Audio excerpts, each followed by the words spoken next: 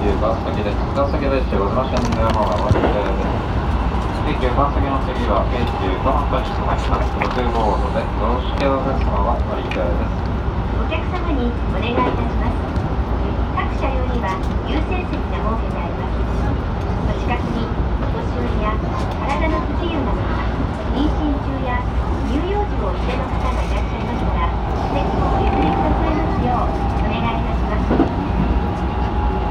There are priority seats reserved for non-passengers, passengers with physical disabilities, pregnant passengers, and passengers with infants or toddlers. Please offer your seat.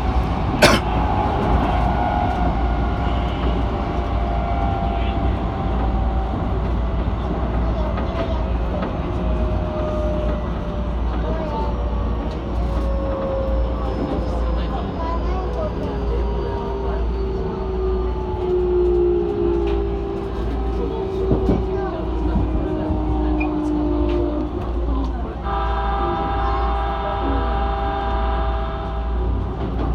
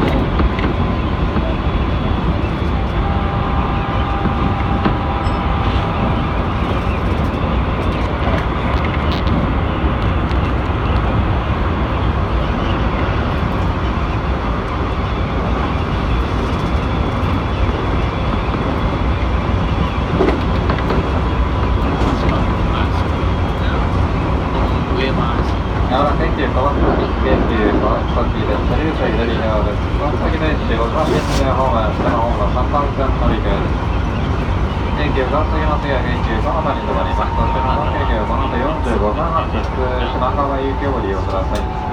We will soon arrive at Keikyu Kawasaki. Passengers changing to the night shift.